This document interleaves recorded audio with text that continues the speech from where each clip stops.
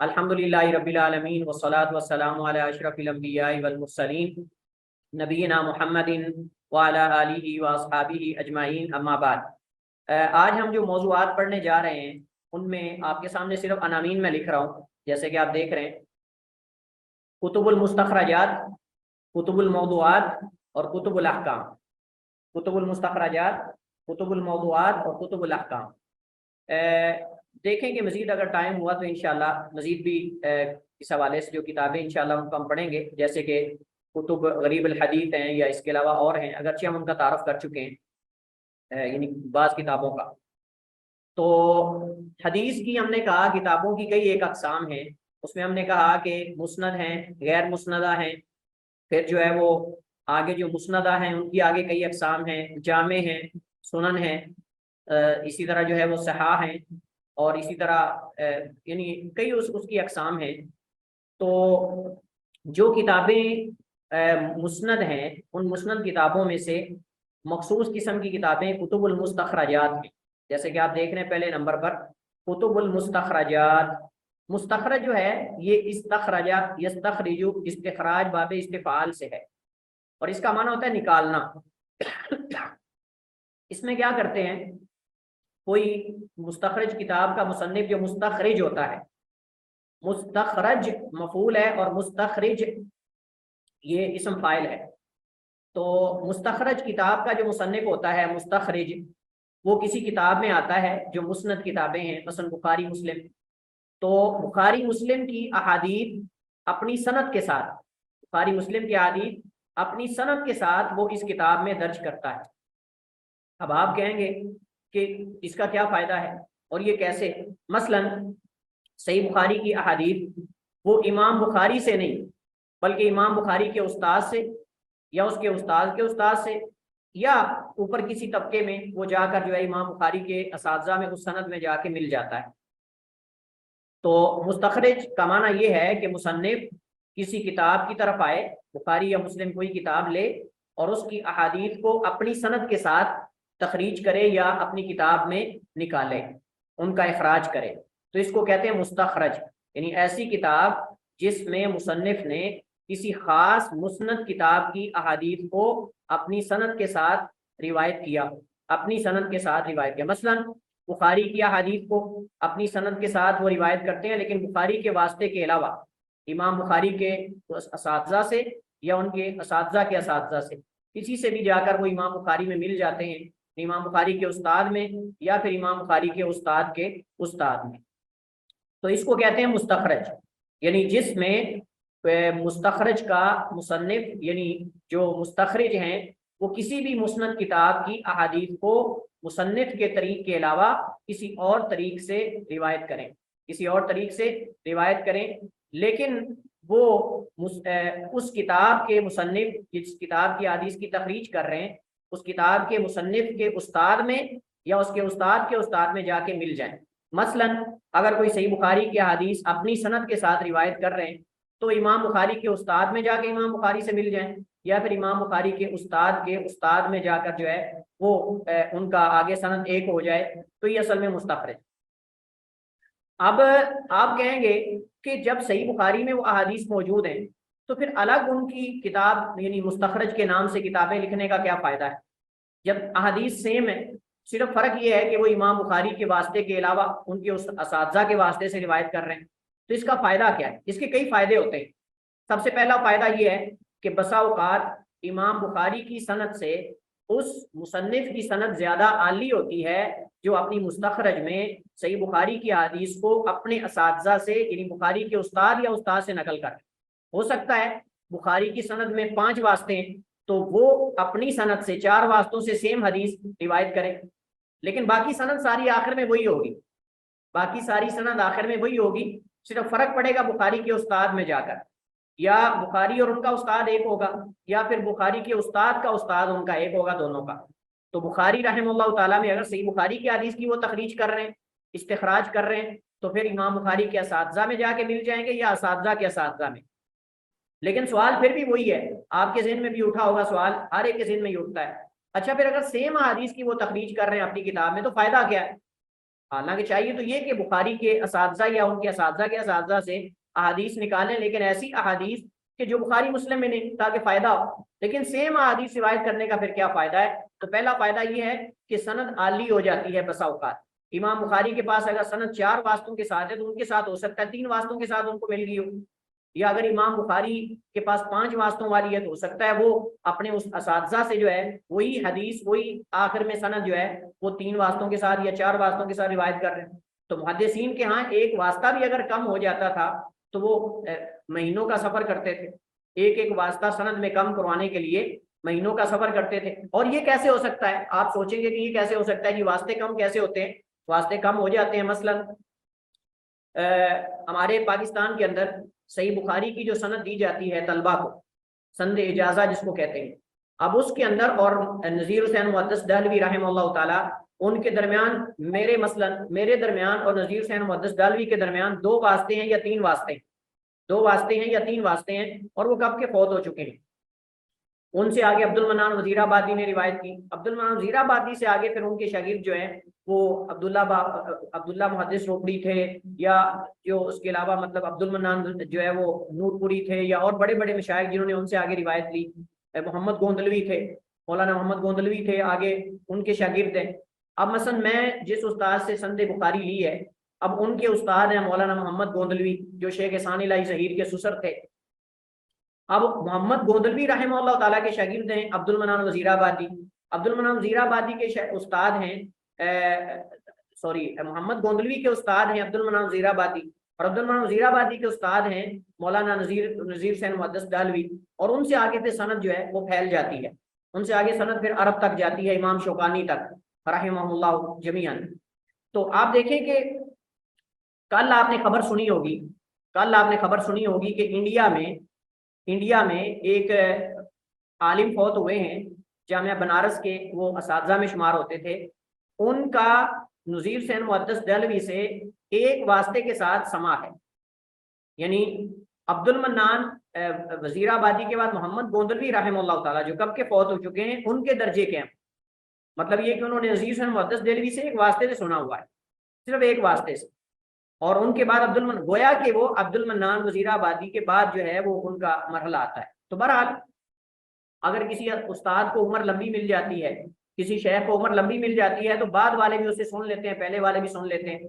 تو اب جو دوسرے اس کے کلاس فیلوز ہیں، اب ان کی سند جو ہے وہ بسا اوقات کیا ہے، اس سے پہلے والوں کی وہ سند نازل ہو جاتی ہے، اس کی سند عالی ہو جائے گی جو اس سے سنیں گے، وہ پہلے کے فوت ہو جو کہ آگے ان سے بھی سننے والوں نے سن لیا ہوگا لیکن یہ ابھی تک زندہ ہے۔ تو اس طرح کر کے کسی محدث کو اگر عمر لمبی مل جاتی ہے تو اس سے سننے والوں کی تعداد بڑھ جاتی ہے، سندیں زیادہ ہو جاتی ہیں، تو اس طرح سند عالی ہو جاتی ہے۔ اب مثلا امام بخاری رحمہ اللہ تعالیٰ نے امام احمد بن حنبل کے اساتذہ سے بھی سن لیا، یعنی بعض ایسے شیوخ سے حدیث سنی ہے صحیح بخاری میں جو امام احمد بن حنبل رحمہ اللہ تعالیٰ کے جو استاد ہیں اور بڑے بڑے محدثین کے استاد ہیں، تو یعنی امام بخاری کے جو اساتذہ ہیں ان سے بھی امام بخاری نے سنا، اس وجہ سے امام بخاری کی بعض حدیث میں سند بہت عالی ہے۔ تو بسا اوقات امام بخاری کے درجے کا آدمی ہو سکتا ہے امام بخاری کے جو اساتذہ ہیں ان سے ملاقات کر کے وہ بلا واسطہ سن لے۔ تو اس طرح کر کے بہرحال موضوع کو زیادہ پیچیدہ نہ ہم کریں، میں ختم کرتا ہوں اس بات کو، ہم تعریف کی طرف آتے ہیں، اس کے فوائد کی طرف آتے ہیں۔ تو کتب المستخرجات کے اندر ہم نے کہا کہ اس کا مصنف جو ہے وہ صحیح بخاری یا صحیح مسلم، یعنی بخاری یا مسلم کی احادیث کو اپنی سند سے روایت کرتا ہے، بخاری یا مسلم کے واسطے کے بغیر، یعنی ان کے اساتذہ سے یا ان کے اساتذہ کے اساتذہ سے۔ اس کا فائدہ کیا؟ پہلا فائدہ یہ کہ سند عالی ہو جاتی ہے بسا اوقات۔ دوسرا فائدہ یہ ہے کہ بسا اوقات بخاری کی احادیث پر ان احادیث میں مزید اضافہ مل جاتا ہے، ایسا اضافہ کہ جس سے اس حدیث میں پایا جانے والا اشکال حل ہو جاتا ہے، ایسا اضافہ جس سے اس بخاری کی حدیث میں پایا جانے والا اشکال حل ہو جاتا ہے، کوئی تعارض ہوتا ہے وہ حل ہو جاتا ہے۔ یعنی صحیح بخاری میں حدیث ہے لیکن اس کا ہمیں وضاحت مل نہیں رہی، اگر چند کلمات مل جائیں تو وضاحت ہو جائے، لیکن وہ مستخرج کتاب میں ہم آتے ہیں تو مستخرج کتاب میں ہمیں وضاحت مل جاتی ہے کہ نہیں یہ فلاں جگہ ملاقات نہیں ہوئی، فلاں جگہ ہوئی، نہیں کوئی بھی حدیث کے اندر پیچیدگی ہے تو وہ مستخرج کتاب سے بسا اوقات رجوع کرنے سے حل ہو جاتی ہے۔ یعنی وہ حدیث کے اندر کوئی اگر مجمل عبارت ہے یا کوئی غیر واضح موضوع ہے تو وہ مستخرج میں سیم حدیث جب پڑھیں گے تو آپ کو اس میں وضاحت اور تشریح مل جائے گی۔ اس واقعے کا پس منظر مل جائے گا. بسا اوقات حدیث سمجھ ہی نہیں آتی جب تک اس کا پس منظر نہ معلوم ہو, جب تک اس کا پس منظر ہی معلوم نہ ہو. تو اس کا پس منظر آپ کو بسا اوقات اس کتاب میں مستخرج میں مل جاتا ہے, حالانکہ حدیث وہ بخاری میں بھی ہے, لیکن اس میں زیادہ مفصل ہوتی ہے, اس میں زیادہ مفصل ہوتی ہے. دوسرا فائدہ یہ ہے کہ ہمیں یعنی حدیث صحیح احادیث جو بخاری مسلم ہے اس پر اضافہ مل جاتا ہے, اور یہ اضافہ بسا اوقات مفید ہوتا ہے. اور تیسرا یہ ہے کہ حدیث کے طرق زیادہ ہو جاتے ہیں, حدیث کے طرق زیادہ ہو جاتے ہیں, اور جس قدر حدیث کے طرق زیادہ ہوں گے اس قدر اس کی صحت میں اضافہ ہوگا, اس قدر اس کی قوت میں اضافہ ہوگا, یعنی صحت میں اس کا درجہ بڑھتا جائے گا جس قدر اس کے طرق زیادہ بڑھتے جائیں گے. اسی طرح جو ہے وہ اس جو مستخرج میں حدیث روایت کر رہا ہے اس کی عدالت کا پتہ چل جائے گا, صحیح بخاری کے راویوں کی عدالت کا پتہ چل جائے گا. اور اسی طرح یہ بھی پتہ چل جائے گا کہ صحیح بخاری کے وہ راوی جن کو اختلاط ہوا ہے, کیا وہ حدیث اختلاط سے پہلے کی ہے یا اختلاط کے بعد کی ہے. وہ سننے کے مدت سے پتہ چل جائے گا, سماع اور سننے کی مدت سے اندازہ ہو جائے گا. بسا اوقات یہ ہوتا ہے کہ صحیح بخاری میں سند میں کوئی راوی آتا ہے, وہ راوی مبہم ہوتا ہے. مبہم کا معنی یہ کہ ان محمد, ان یحییٰ, ان خالد, ان اکرمہ, ان فلان, لیکن پتہ نہیں چل رہا ہوتا کہ وہ محمد کون ہے, خالد کون ہے, یحییٰ کون ہے. مبہم راوی ہوتے ہیں. لیکن آپ اگر مستخرج میں جائیں گے تو آپ کو پتہ چل جائے گا وہاں کہ محمد بن خالد ہے, یحییٰ بن فلاں ہے, احمد بن فلاں, یعنی آپ کو اس مبہم راوی کی نشاندہی ہو جائے گی مستخرج میں جا کے. یہ بھی فائدہ ہے کہ صحیح بخاری کے وہ راوی کہ جن کی حالات جن کا مکمل نام ہمیں نہیں مل سکا, اگر آپ مستخرج میں جاتے ہیں تو مستخرج میں جا کے آپ کو اس راوی کا مکمل تعارف مل جائے گا, اس راوی کا پورا نام آپ کو مل جائے گا. اچھا یہ سفیان ثوری سے روایت کرنے والا فلاں راوی ہے, یہ آپ کو فلاں فلاں وہاں جا کے پتہ چل جائے گا. مثلا سفیان دو ہیں اور ان میں بہت زیادہ اختلاط ہوتا ہے لوگوں کو جب وہ بخاری میں پڑھتے ہیں. اب ایک سفیان ثوری ہیں اور ایک سفیان بن عیینہ ہے. اب دونوں میں بسا اوقات استاد ایک ہوتا ہے, اور اگر تو دونوں میں کوئی مسئلہ نہ ہو تو کوئی حرج نہیں, کوئی بھی سفیان ہو, لیکن سفیان ثوری مدلس ہیں جبکہ سفیان بن عیینہ جو ہیں وہ ثقہ ہیں. اب صاحب ظاہر ہے کہ کیسے پتہ چلے گا یہ جو راوی روایت کر رہا ہے یہ سفیان ثوری ہیں یا سفیان بن عیینہ ہے. یہ آپ کو پتہ چلے گا مستخرج کتاب میں جا کے جب آپ دیکھیں گے اچھا سند وہی ہے, یہاں سفیان ثوری ہے تو یہاں بھی سفیان ثوری ہوں گے کیونکہ سند ساری سیم ہے. تو اس سے مبہم راویوں کا تعین ہو جاتا ہے. مبہم راوی جن کے نام مکمل معلوم نہیں ہوتے مستخرج کتابوں سے ان کا تعین ہو جاتا ہے. اسی طرح مثلا ان رجل, ان شیخ, ان امرات, خالی آدمی سے, شیخ سے, عورت سے, انصار میں سے کون سی وہ عورت ہے, آپ مستخرج میں جائیں آپ کو پتہ چل جائے گا وہ کون سی عورت ہے جس سے روایت بیان کی جا رہی. اس کو کہتے ہیں محمل, مبہم یا محمل. مبہم کا معنی یہ ہے کہ اس کا نام تو ہے لیکن مکمل نام نہیں, اور محمل کا معنی یہ ہے کہ مطلب اس کا نام رجل, شیخ وغیرہ وغیرہ یا اس طرح کر کے.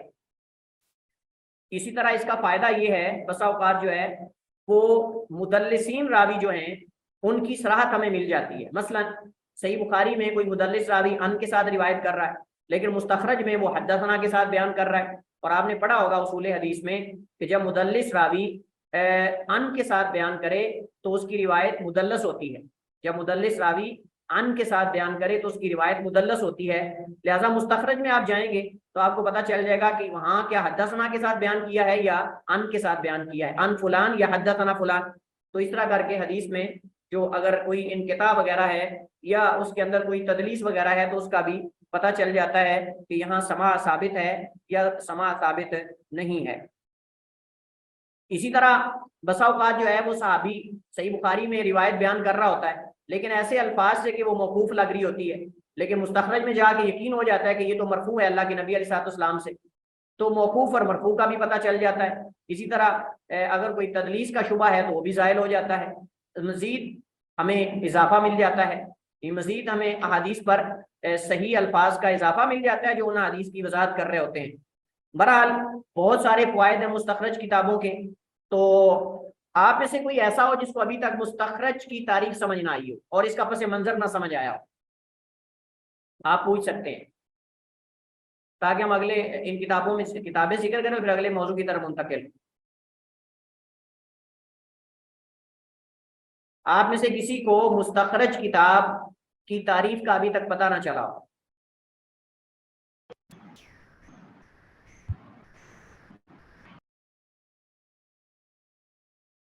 سب کو پتہ چل گیا ہے؟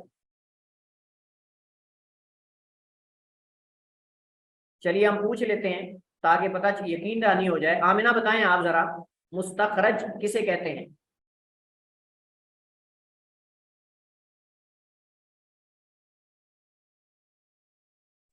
مستخرج اس کتاب کو کہتے ہیں جہاں صحیح بخاری یا صحیح مسلم سے مطلب اس میں تخریج کی گئی ہو حدیث. دیکھیں دو الفاظ میں آپ اس کی تعریف کر سکتے ہیں. مستخرج سے مراد ایسی کتاب ہے جس کے مصنف نے صحیح بخاری یا صحیح مسلم کی احادیث کو اپنی سند سے روایت کیا ہو. اپنی سند سے, یعنی بخاری کے واسطے سے نہیں, مسلم کے واسطے سے نہیں, بلکہ اپنی سند سے, بخاری کے اساتذہ سے یا ان کے اساتذہ کے اساتذہ سے. بس یہ اس کی تعریف ہے. اب اس کے فوائد کیا میں نے ذکر کیے ہیں. بس اوقات سند عالی ہو جاتی ہے, یعنی واسطے کم ہو جاتے ہیں سند کے. بس اوقات جو ہے وہ مزید اضافہ مل جاتا ہے حدیث میں, جو حدیث کے اندر تعارض یا کوئی اشکال اس کو حل کر دیتا ہے. بس اوقات مبہم راویوں کا پتہ چل جاتا ہے, مہمل راویوں کا پتہ چل جاتا ہے. اسی طرح جو ہے وہ جو مدلسین ہیں ان کی صحت مل جاتی ہے مستخرج کتابوں کے اندر. اور بھی اس کے کئی ایک فوائد, یہ فضول نہیں ہے کتابیں. اس کے بعد ہمارے پاس جو اگلا اس پہ کتابیں جو لکھی گئی ہیں, مستخرج ابی بکر اسماعیلی کی ہے. ابو بکر اسماعیلی کی کتاب المستخرج ہے, یہ صحیح بخاری پر ہے, یعنی انہوں نے صحیح بخاری کی حدیث کا استخراج کیا اپنی سند کے ساتھ. مستخرج جو مشہور ان سب میں سے ہے وہ ہے مستخرج ابو عوانہ کی. ان میں جو مشہور کتاب ہے تمام مستخرجات میں سے وہ مستخرج ابی عوانہ ہے. مستخرج ابی عوانہ جامعہ اسلامیہ میں اس کتاب کی باقاعدہ اس پہ تحقیق ہو چکی ہے, اور طلبہ کے درمیان جو پی ایچ ڈی کے طلبہ تھے ان میں انہوں نے اس کے حصے تقسیم کیے تھے کہ آپ نے یہ تحقیق کرنی کلیۃ الحدیث میں, تو اس کی تقریباً تخریج ہو چکی ہے. اور یہ جو مستخرج ابی عوانہ یہ صحیح مسلم کی حدیث پر تخریج ہے. یہ صحیح مسلم کی حدیث کا استخراج مصنف نے ابو عوانہ رحمہ اللہ تعالیٰ نے اپنی سند سے کیا ہے, اپنی سند سے کیا ہے. پہلے اس کے بعض اجزاء تھے لیکن اب مکمل اس کے جو اجزاء ہیں وہ ہو چکے ہیں, اور کتاب مکمل جو ہے وہ شائع ہو چکی ہے. اس کے بعد ہمارے پاس جو موضوع ہے جس کو ہم پڑھنے جا رہے ہیں وہ ہے کتب الموضوعات. کتب الموضوعات یہ دوسرا ہمارا عنوان ہے آج کا, کتب الموضوعات. موضوع کیا ہوتا ہے؟ کون آپ میں سے بتائے گا موضوع حدیث کون سی ہوتی ہے؟ استاد میں بتا دوں, بتائیے. استاد گھڑی ہوئی نا, بنائی ہوئی. احسنتی, احسنتی, یعنی ایسی حدیث جس کو رسول اللہ صلی اللہ علیہ وسلم پر گڑھ لیا گیا ہو, یعنی اسے اپنی طرف سے گڑھ کر نبی علیہ السلام کی طرف منسوب کر دیا گیا ہو. اب اس کے اندر کئی اسباب ہو سکتے ہیں. مثلا کوئی اپنے مذہب کی تائید کے لیے حدیث گڑھ لیتے تھے, جیسے میں نے شاید آپ کو پہلے بتایا تھا کہ کسی آدمی کے سامنے جو ہے, کسی آدمی کے سامنے امام شافعی کے فضائل ذکر کیے گئے, وہ حنفی تھا, اس کو بڑا غصہ آ گیا, تو اس نے غصے میں کہا کہ نبی علیہ السلام نے فرمایا کہ ان قریب میری امت میں سیکون من امتی رجل اسمہ محمد بن ادریس یکون اضر علی امتی من الشیطان و من ابلیس, کہ نبی علیہ السلام نے فرمایا میری امت میں ایک آدمی آئے گا جس کا نام محمد بن ادریس شافعی ہوگا, محمد بن ادریس شافعی ہوگا میری امت پہ. نبی علیہ السلام نے فرمایا, یعنی اس نے حدیث کی اپنی طرف سے گھڑ کے امام بخاری امام شافعی کی عداوت میں, امام شافعی کی نفرت میں یا اس کے حسد میں, حنفی تھے, حنفی تھا وہ, تو اس نے امام شافعی کا ذکر سننا بھی گوارا نہیں کیا. تو اس نے کہا کہ نبی علیہ السلام نے فرمایا کہ میری امت میں ایک آدمی آئے گا جس کا نام محمد بن ادریس شافعی ہوگا, وہ میری امت پر شیطان سے بھی زیادہ نقصان دہ ہوگا, میری امت کے لیے شیطان سے بھی زیادہ نقصان دہ ہوگا. آپ اندازہ کریں ذرا تقلید میں کیا کچھ ہوتا ہے. اچھا, پھر اس نے کیا کیا, حدیث کا یہ جز بیان کر کے اپنی طرف سے کہتا ہے کہ نبی صلی اللہ علیہ وسلم میں آئے کہ میری امت میں ایک آدمی آئے گا جس کا نام محمد بن ادریس شافعی ہوگا اور میری امت پر شیطان سے بھی زیادہ نقصان دہ ثابت ہوگا. پھر کہنے لگا نبی علیہ السلام نے فرمایا سراج امتی ابی حنیفہ, میری امت کا چراغ ابو حنیفہ ہے, میری امت کا چراغ ابو حنیفہ ہے. اب دیکھیں اس طرح کر کے جو مطلب کہ مقلد ہیں وہ حدیثیں گھڑ لیتے. بسا اوقات بادشاہ کا قرب حاصل کرنے کے لیے حدیثیں گھڑ لیتے تھے, کسی بادشاہ کا قرب حاصل کرنے کے لیے حدیثیں بنا لیتے. جیسے مہدی کبوتر بازی کرتا تھا تو اس نے جو ہے وہ کبوتر اڑانے کی فضیلت میں حدیث بیان کر دی. تو ابن نو نے, نو بن مریم نے یا مریم بن نو غالباً راوی کا نام ہے, تو اس نے جو ہے وہ کبوتر اڑانے کی حدیث جو ہے وہ اپنی طرف سے بنا لی تاکہ بادشاہ کا قرب حاصل کریں. اور اس کو پتہ چلا نو بن مریم کو یا مریم بن نو کو پتہ چلا کہ یہ میری وجہ سے امام مہدی کو جب پتا چلا خلیفہ کو کہ میری وجہ سے اس نے حدیث گڑھ دی اللہ کے نبی پر، تو اس نے سارے کبوتر ذبح کروا دیے، اس نے سارے کبوتر ذبح کروا دیے کہ میری وجہ سے نبی علیہ السلام پہ بہتان بازی ہو رہی ہے، تو میں یہ کبوتر ذبح، ان کا کوئی فائدہ نہیں رکھنے۔ بہرحال اسی طرح بسا اوقات جو ہے اہل فساد اور اہل باطل جو اسلام میں داخل ہوئے، اسلام میں بگاڑ پیدا کرنے کے لیے گمراہ لوگ، انہوں نے بھی حدیثیں گڑھ کے اسلام کی طرف منسوخ۔ بعض لوگوں نے حدیثیں اچھے ارادے سے گڑھی، حدیثیں بڑے اچھے ارادے سے گڑھی، اور وہ کون تھے؟ کون آپ میں سے بتائے گا؟ استاد سوال ریپیٹ۔ بعض لوگوں نے حدیثیں گڑھی اللہ کے نبی علیہ السلام پر، ان کی طرف منسوخ کی نبی علیہ السلام کی طرف حدیث، لیکن ارادہ ان کا اچھا تھا، وہ کون ہے؟ نام تو ان کا ہی پتا، لیکن ان کا مقصد یہ تھا کہ جیسے فضائل، کچھ صورتوں کے فضائل میں یا اس طرح کی حدیثیں انہوں نے گھڑی تھیں۔ یہ بڑی یہ بڑا دلچسپ موضوع ہے۔ صوفیاء نے حدیثیں گڑھی اللہ کے نبی علیہ السلام پر، جب لوگوں کو دیکھا کہ لوگوں نے قرآن کی تلاوت چھوڑ دی ہے، لوگوں نے رات کا قیام کرنا چھوڑ دیا ہے، تو انہوں نے کیا کیا؟ انہوں نے رات کے قیام کے بارے میں، قرآن کی ہر سورت کے بارے میں فضائل گڑھ لی اپنی طرف سے۔ اچھا، جب ان کو کہا گیا کہ بھائی صاحب آپ کو حدیث نہیں پتا کہ نبی علیہ السلام نے فرمایا من کذب علی متعمدا فلیتبوأ مقعدہ من النار، جس نے میرے اوپر جان بوجھ کر جھوٹ باندھا وہ اپنا ٹھکانہ جہنم میں بنا لے، وہ کہتے ہیں نہیں، حدیث کا یہ مطلب نہیں، اس حدیث کا مطلب یہ ہے کہ جو نبی علیہ السلام پر جھوٹ باندھے، ہم تو اللہ کے نبی کے لیے جھوٹ بول رہے ہیں، ہم اللہ کے نبی پر تو جھوٹ نہیں نا بول رہے، ہم تو اللہ کے نبی کے لیے جھوٹ بول رہے ہیں، یہ منع نہیں، نبی علیہ السلام کے لیے جھوٹ بولنا منع نہیں، نبی علیہ السلام پر جھوٹ بولنا منع ہے۔ اچھا جی، نبی علیہ السلام پر جھوٹ بولنا کیسے؟ کہتے ہیں مثلا نبی علیہ السلام کو ساحر کہیں، نبی علیہ السلام کو مجنون کہیں، نبی علیہ السلام کو ایسے اوصاف دیں جو اللہ کے نبی کے شان نہیں، تو وہ کہتے ہیں اس سے مراد یہ ہے کہ جس نے مجھے پاگل کہا یا مجنون کہا یا شاعر کہا وہ اپنا ٹھکانہ جہنم میں بنا لے، یہ اس سے مراد ہے۔ تو وہ کہتے ہیں ہم تو حدیثیں گڑھ کے لوگوں کو دین کی طرف لا رہے ہیں، ہم تو اللہ کے نبی کے لیے تو سب کچھ کر رہے ہیں۔ یہ امام نووی نے باقاعدہ جو ہے وہ تقریب کے اندر بھی ذکر کیا ہے، اور اسی طرح جو ہے وہ صحیح مسلم کی شرح کے اندر بھی ذکر کیا ہے۔ کچھ لوگوں نے حدیثیں گڑھی، ارادہ ان کا اچھا تھا لیکن اجتہاد غلط۔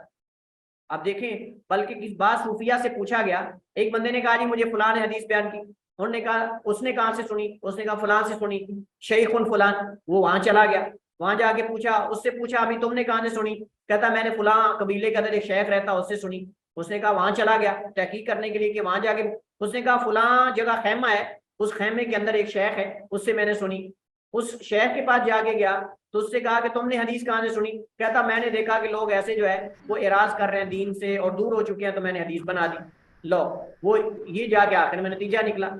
تو اس وجہ سے تصوف کے اندر صوفیاء اور جو بھی ان کے قریب کے لوگ، آج کل بھی آپ متبادل دیکھتے ہیں ایسے جو مطلب صوفی ازم ان کے اندر موجود ہے، وہ حدیثیں بیان کرنے کے اندر بالکل موضوع من گڑھ حدیثوں کے اندر جانچ پڑتال نہیں کرتے، کہتے ہیں ہم لوگوں کو دین کی طرف لا رہے ہیں، کوئی بات نہیں حدیث جو بھی ہو۔ بلکہ انہوں نے کیا کیا؟ انہوں نے لوگوں کو دین کی طرف لانے کے لیے ہر اچھی بات کو نبی علیہ السلام کی طرف منسوخ کر دیا، چاہے وہ کسی تابعی کی ہے، چاہے وہ کسی حکیم دنا آدمی کی ہے، کسی کی بھی ہے، انہوں نے اٹھا کر اس کو نبی علیہ السلام کی طرف منسوخ کر دیا تاکہ لوگ خیر کی طرف آئیں۔ تو کچھ لوگوں نے اس طریقے سے بھی جو ہے وہ حدیث گڑھی ہے۔ بہرحال لوگوں کے حدیث گڑھنے کے مختلف جو ہے وہ مقاصد تھے۔ تو موضوع سے مراد ایسی حدیث ہے جس کو نبی علیہ السلام کی طرف گڑھ کے منسوخ کر دیا گیا ہو، اور اللہ کے نبی پر سیدھا سادہ جھوٹ، اللہ کے نبی علیہ السلام پہ سیدھا سادہ جو ہے وہ جھوٹ ہو۔ اور بعض علماء نے کہا کہ جو غلطی سے یعنی ادراج وغیرہ ہو جاتا ہے سند کے اندر یا متن کے اندر، حدیث کی الفاظ کے اندر، وہ بھی اس میں شامل ہے، لیکن بعض نے کہا کہ نہیں، مدرج جو ہے الفاظ، جیسے کسی صحابی نے کوئی وضاحت کی تو راوی نے اس کو حدیث سمجھ کر بیان کر دیا، وہ اس میں شامل نہیں، کیونکہ اس کی علماء نے جو ہے وہ نشاندہی کر دی گئی ہے۔ علماء کرام نے موضوع احادیث کو بھی بیان کرنے کی جو ہے وہ جستجو کی، اور اس پر باقاعدہ علماء نے کتابیں لکھی تاکہ جھوٹے راویوں کی جو ہے وہ نشاندہی کی جائے، اور ان کے جھوٹ میں پھر باقاعدہ بطور مثال کی حدیثیں بھی ذکر کی۔ یعنی جب محدثین ائمہ جرح و تعدیل کسی راوی کے بارے میں کہتے تھے نا کہ یہ کذاب ہے یا یہ متہم بالکذب ہے، تو اس کی پھر روایات بھی ذکر کرتے تھے، مثلا اس نے فلاں حدیث گڑھی، فلاں حدیث گڑھی۔ مثلا حدیثیں لوگ ایسے ہی گڑھ لیتے تھے۔ مثلا ایک عالم تھے، عالم کیا تھے، بس گمراہی اس کو کہیں گے، اس کے بچے کو کسی استاد نے مار دیا، اس کے بچے کو کسی معلم یا استاد نے مار دیا، اس نے کہا اچھا میں ان کو سبق سکھاؤں گا معلمین کو۔ उसने वहां बैठे हदीस गढ़ दी।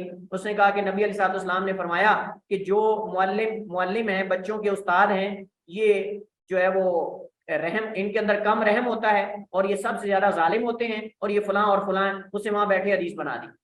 उनसे कहा मैं इन मुअल्लिमीन और मुदर्रिसीन को सबक सिखाऊंगा कि कैसे मेरे बेटे को इन्होंने मारा है। उससे वहां बैठे ही हदीस गढ़ दी अल्लाह के नबी पर, उसको मंसूब कर दिया नबी साहब की तरफ कि नबी साहब ने फरमाया मेरी उम्मत के बदतरीन लोग मुअल्लिमीन और मुदर्रिसीन हैं जो बच्चों को मारते हैं। लो जी, हदीस गढ़ दी वहां बैठे। ये बड़ा अजीब मौजू है, ये बड़ा दिलचस्प मौजू भी है और बड़ा अजीब भी, आप हैरान होंगे इस तरह की बातें सुन के। बहरहाल तो मुहद्दिसीन और आइम्मा ने बकायदा मन गढ़ हदीस उनकी निशानदेही की और हदीसें गढ़ने वालों की निशानदेही की, जैसा कि इमाम अहमद बिन हम्बल रहमतुल्लाह ताला की किताब है अल-इलल व मारिफतुर रिजाल, अल-इलल व मारिफतुर रिजाल इमाम अहमद की किताब है। इसके अंदर उन्होंने जो कज़्ज़ाब रावी हैं उनकी और इस तरह मौजू हदीस की वजाहत की है बाज़ की। इस तरह इब्ने मईन रहमतुल्लाह ताला की किताब तारीख है, उन्होंने तारीख किताब के अंदर बाज़ जो कज़्ज़ाब रावी हैं उनकी निशानदेही की और उनकी चंद एक हदीस की तरफ इशारा किया।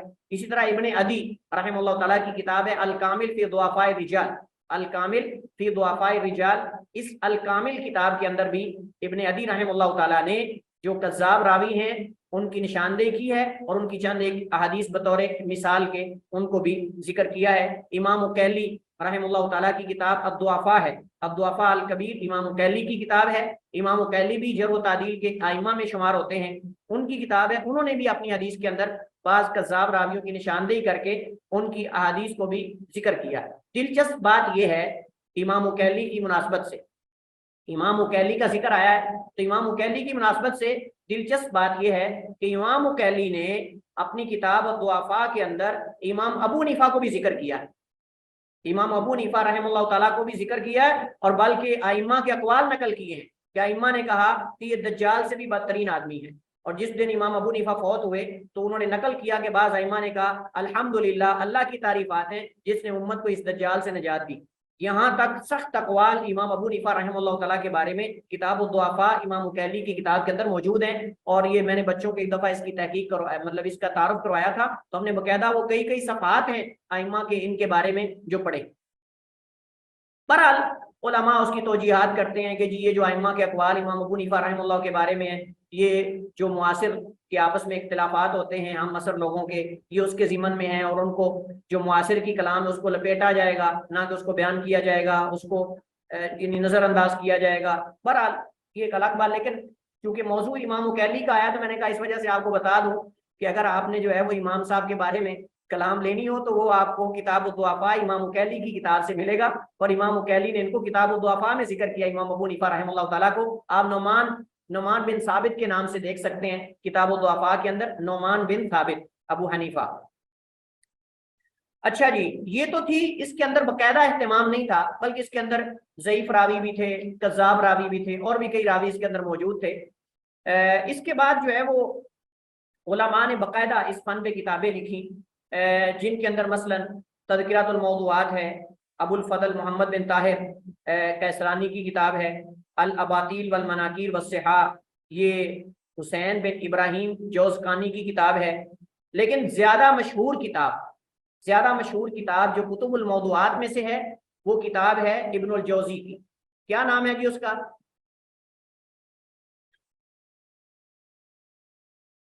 हाँ, इब्नुल जौज़ी की किताब का क्या नाम है? किताबुल मौदूआत, किताबुल मौदूआत किताब का उन्वान है। इसमें इब्नुल जौज़ी ने, उन्वान से पता चल रहा है कि किताबुल मौदूआत यानी मौजू हदीस जमा की, लेकिन बाद ऐसी हदीस भी दर्ज कर दी हैं जो या ज़ईफ हैं या फिर जो है वो सही है, या ज़ईफ हैं या जो है वो सही है।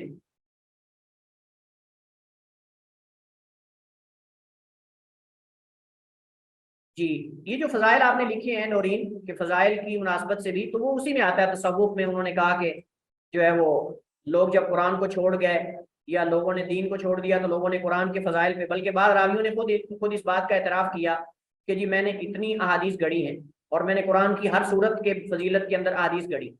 बाद लोगों ने बताया कि मैंने इतने हज़ार अहादीस गढ़ के तुम्हारी अहादीस में शामिल की। बहरहाल बाद लोगों ने एतराफ़ भी किया इस चीज़ का। चलिए खैर, तो हमने कहा कि जो मौजू हदीस को जमा करने वाली किताबें उनमें امام ابن الجوزی رحمہ اللہ تعالیٰ کی کتاب ہے.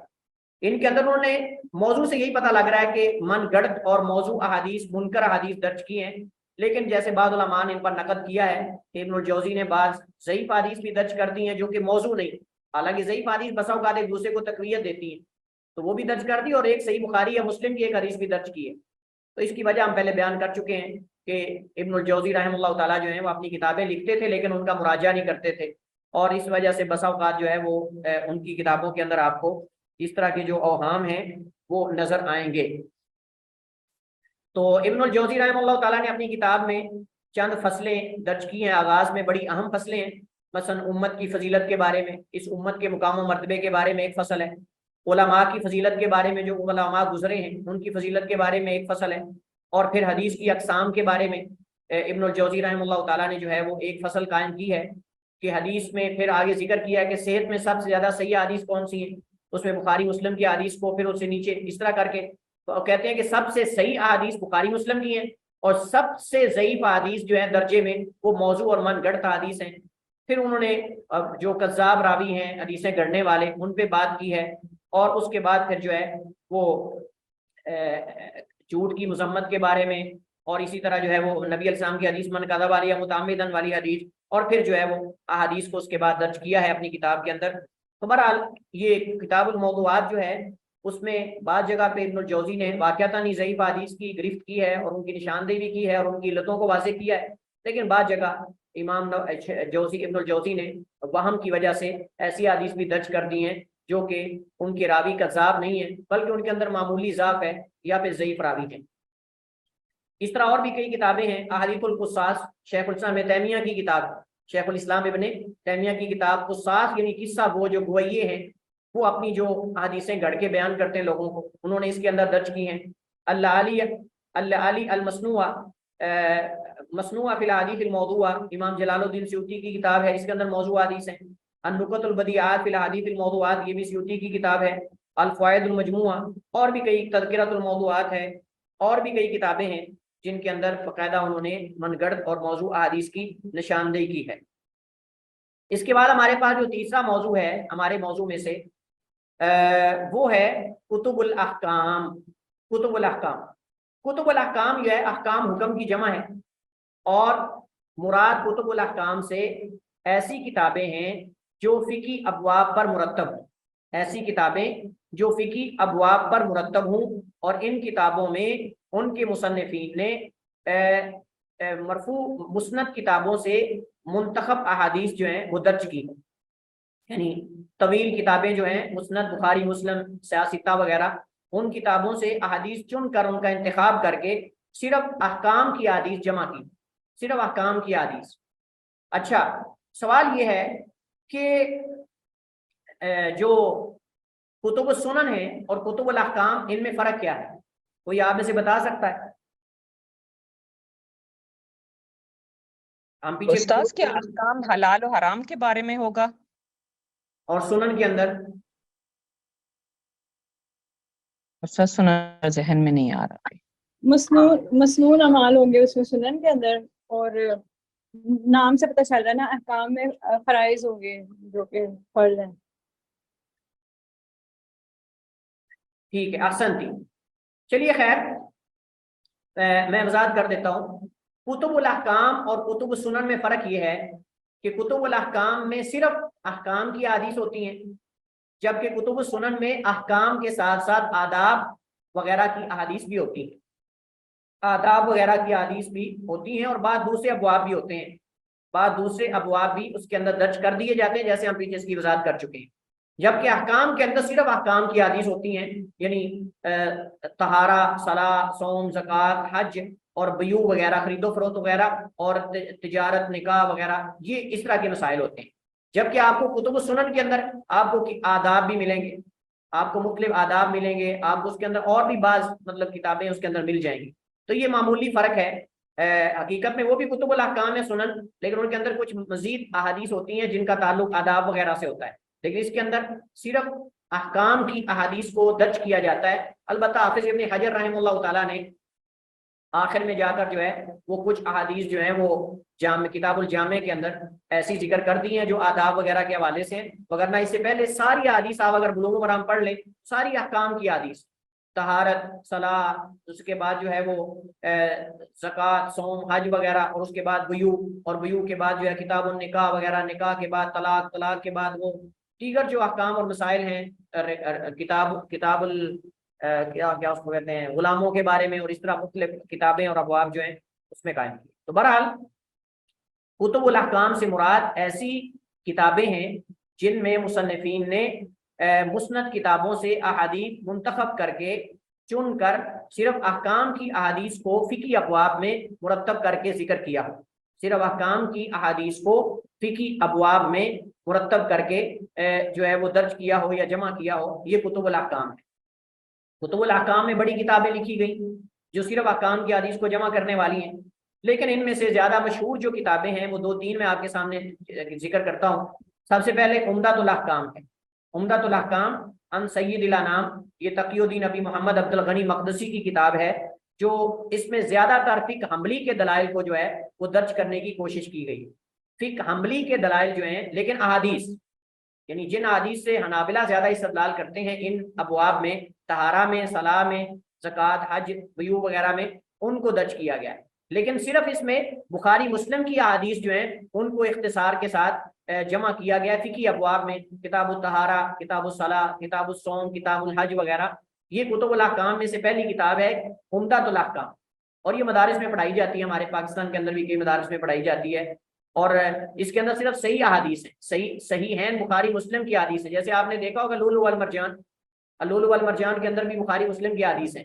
تو اسی طرح، لیکن وہ بڑی کتاب، بہت بڑی کتاب ہے، لیکن یہ کتاب مختصر ہے۔ اس کے اندر جو ہے وہ تقریباً جو ہے وہ میرے خیال میں کوئی 500 450 یا اس کے قریب احادیث ہیں، 450 یا 350 نسخوں میں فرق ہے، بعض میں اس کے کم و بیش اس کے قریب ہیں، جبکہ لؤلؤ والمرجان کے اندر تو بہت زیادہ احادیث ہیں۔ تو بہرحال کتب الاحکام کے اندر جو مسند کتابیں ہیں ان سے احادیث اختصار سے فقہی ابواب پر مرتب کر کے اس میں جو ہے وہ درج کی جاتی ہیں، لکھی جاتی ہیں، جس میں عمدۃ الاحکام ہے، عبد الغنی مقدسی کی کتاب ہے، اور اس کے اندر بھی تقریباً جیسے میں نے کہا 350 یا 400 حدیث ہیں، انہوں نے اس کے اندر درج کی ہیں، اور اس کی شروحات کافی ساری علماء نے لکھی ہیں۔ ابن عثیمین کی کتاب ہے، اسی طرح جو ہے وہ اور بھی کئی علماء نے اس کی شرح لکھی ہے۔ جی، تو ہم کتب الاحکام کا تعارف کر رہے تھے۔ کتب الاحکام میں ہم نے کہا عمدۃ الاحکام ہے، یہ مختصر، سب سے مختصر کتاب ہے احکام میں۔ اگر آپ سب سے پہلے پڑھنا چاہتے ہیں احکام کی کوئی کتاب تو عمدۃ الاحکام پڑھیں، سیدھی بلوغ المرام شروع نہ کریں، عمدۃ الاحکام پڑھ لیں، عمدۃ الاحکام کے بعد آپ بلوغ المرام شروع کریں۔ تو اس کے بعد عمدۃ الاحکام کے بعد المنتقی ہے من اخبار المصطفیٰ، مجد الدین ابن تیمیہ کے جو جد ہیں انہوں نے لکھی ہے۔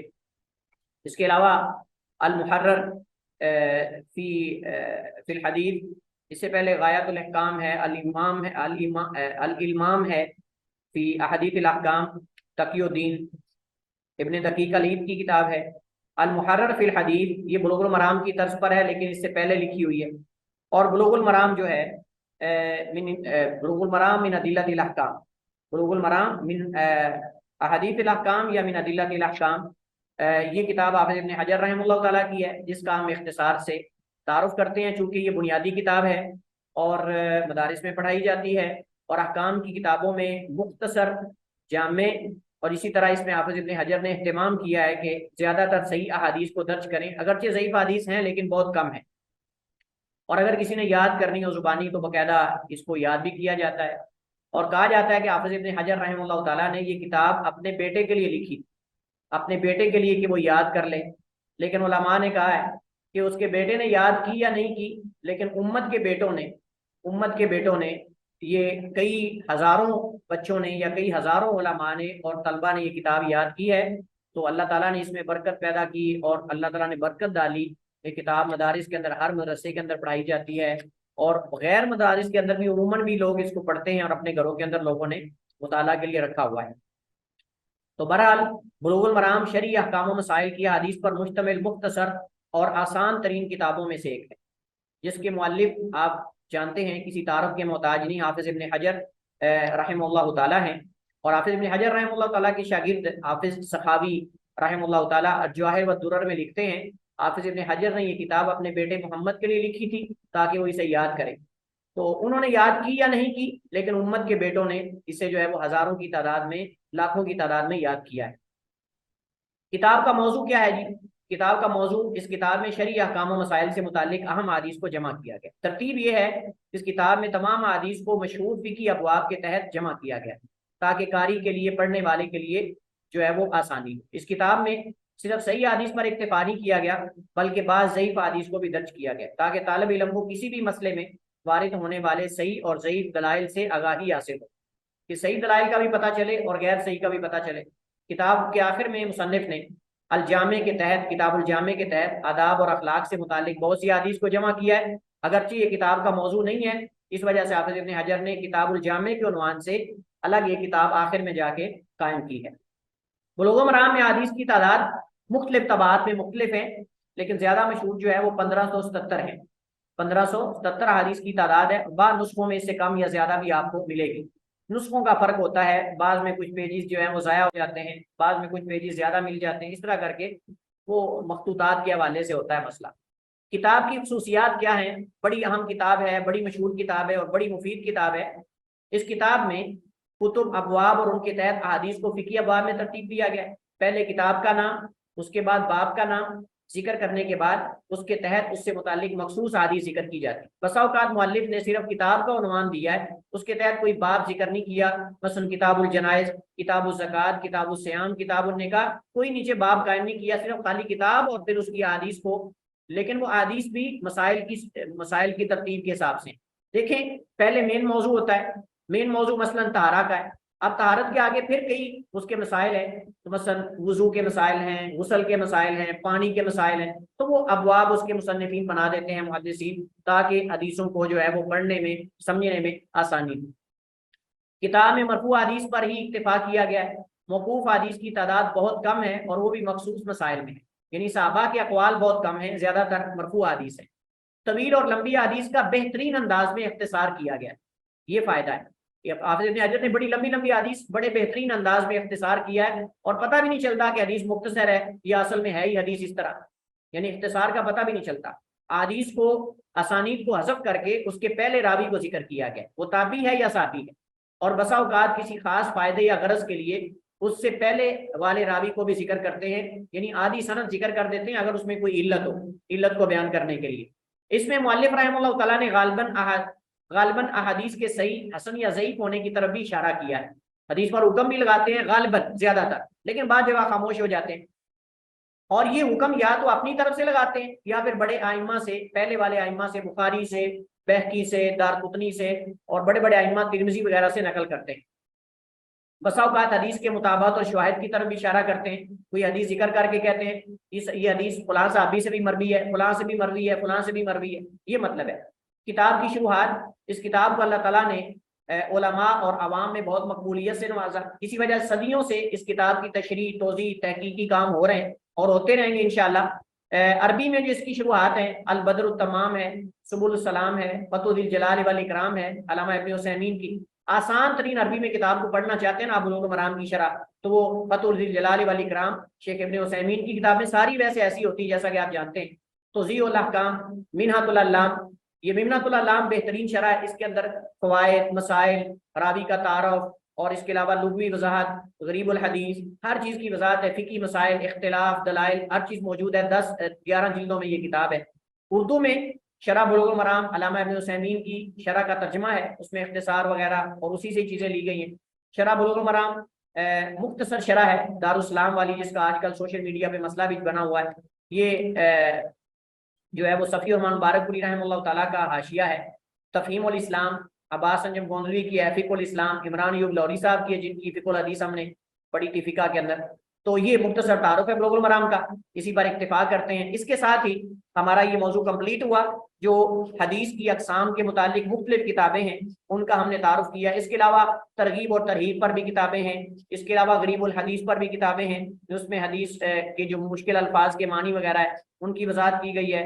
और इसके अलावा कुतुबुल अतराफ़ हैं, जिसमें हदीस की अतराफ़ जिक्र करके उनकी असल मसदर की तरफ इशारा किया जाता है। इन हदीस का जुज़ जिक्र करके बताया जाता है कि बुखारी में कहाँ है, मुस्लिम में कहाँ है, तिरमिज़ी में कहाँ है, नसाई में कहाँ है। اور پھر اسی طرح جو ہے وہ بعض تحقیقات ہیں حدیث کی کتابوں کی، اور بھی کئی کتابیں ہیں، اسی پر اکتفا کرتے ہیں۔ واللہ تعالیٰ اعلم و احکم، وصلی اللہ وسلم علی نبینا محمد وعلی آلہ وصحبہ وسلم۔